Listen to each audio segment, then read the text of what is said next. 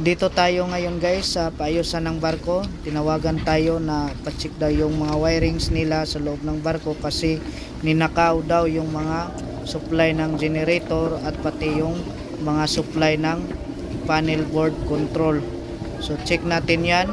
Tingnan natin kung ano ang magandang gawin para maayos at matroubleshoot natin kung saan galing yung mga naputol. So gaya nito guys, maraming wire na putol. So pati yan, kinat-cut nila yan guys, tinanggal yan. Tatlong wire ang nasa cable na yan, marine cable wire. Matrace ka na. So ninakaw talaga yan. Yan ang dami ng wire sa loob. So check pa natin yan, matrouble pa natin yan kung saan yung kadugtong niya. Dito naman sa panel board, yan makikita nyo dito, wala na rin yung power supply nito kasi yan, pinutol na din yung supply sa panel control na to. Dito naman sa kabila, yan, pinutol na rin yan. So kailangan maibalik yan sa tamang connection kasi may kanya-kanya yang circuit breaker. So kailangan maibalik yan na maayos. Dito naman sa panel control, merong pinutol din dito. Yan, pinutol yan ng mangnanakaw papunta dyan sa dalawang panel control na yan. Galing dyan papunta doon sa pinutol, nakaw yan. Punta naman tayo sa main panel board. Merong mga bus bar doon. Check natin kung saan yung mga pinutol. Dyan, yan yung galing papunta sa generator. So kinuha yung kable papunta doon. Yan, yung mga supplyan ng mga panel control papunta doon sa mga putol. Yan, ito yung iba papunta yan sa baba. Yan. So trace pa natin yan guys kung saan yung connection, tamang connection nya.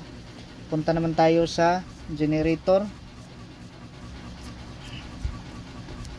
Kasi yung mga generator dito is wala ng supply. Yan, yan yung papunta sa main panel board. Ninakaw na rin.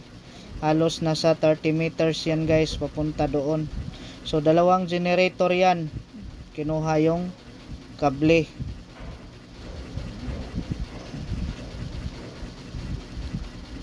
Bagyo kasi noon guys, nung audit daw. So ngayon lang nila napaayos yan. So bagyong audit, wala lahat yung crew kaya sinamantala ng magnanakaw. Buti hindi kinuha pati yung mga mamahaling equipment dito. So yan, tatlo na yan guys, tatlo yung lumalabas papunta yan ng main panel board. Dalawa yan genset kasi pag nasira yung isa, may reserba pa na isang generator.